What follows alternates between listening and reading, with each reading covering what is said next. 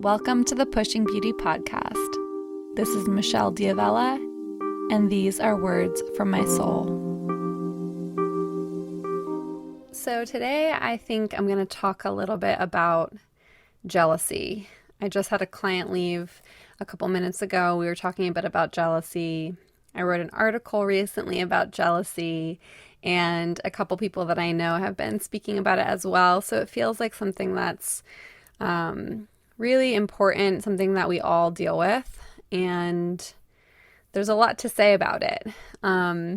So obviously we all experience jealousy, and I was reading Rise Sister Rise, which is a book written by Rebecca Campbell, and she mentioned that jealousy, something along the lines of jealousy helping you recognize the parts within yourself that you want to express. I think she said it that way.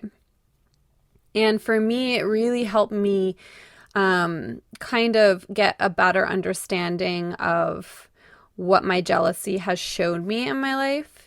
And I've done quite a bit of work around this already. So I've recognized, over the years, especially the past several years of doing a lot of healing work, there would be certain people who would trigger in me this kind of feeling, this longing that I wanted something more for myself, or they were showing up in a way that I really wanted to be showing up as, but was maybe too scared or too insecure to do so. And so I would start to counteract that because I didn't want to be coming from that place. I would start to counteract that by engaging with them and sending them love and sending them support. And it did help a lot. It did help me release some of maybe aggressive kind of energy that came with that kind of jealousy or sort of rejecting other people, right? So kind of can show up in two ways where we either put ourselves down or we put the other person down. So I would sort of counteract that and not really put myself down, but then also choose not to put the other person down. And I would really just try to engage with them and support them. But after reading Rebecca Campbell's book about jealousy, it started to really help me recognize that it really is just pointing to the ways in which I'm not showing up fully for myself. So, for example, if you see somebody who's wrote a really amazing article or recorded a really awesome podcast, and you listen to it or you read it and you feel this jealous pang of like, I wish I did that. I wish I said that. I want that. That's really coming from this part in you that wants you to express yourself, that wants you to show up as you. So, I'm a very firm believer that we all have unique gifts, that we all have something very specific to offer the world, even if it looks similar on the outside.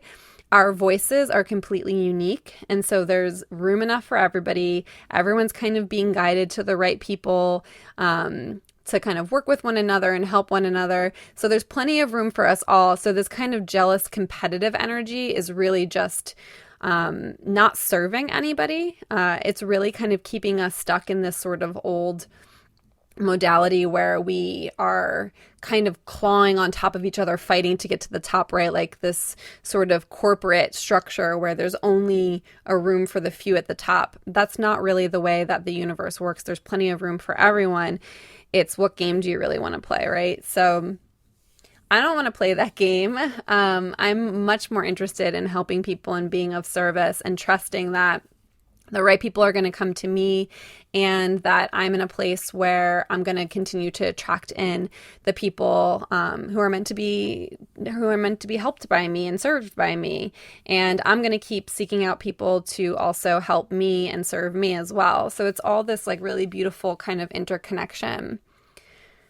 I think the other thing that I was thinking about, I didn't really prepare for this, so it was not really in preparation, but just before I hit record, I guess, I had this flash of a moment. This was probably 7-8 years ago.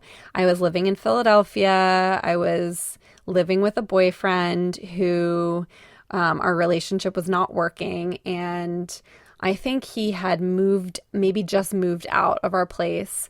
And I remember being on Facebook and seeing somebody had just gotten engaged. And I was probably around 25 or 26. And I remember feeling like super depressed as soon as I saw this person was engaged. And I know this is a very, very common thing for people. We sort of reject social media when it doesn't make us feel good. And I think there's definitely benefits to doing that.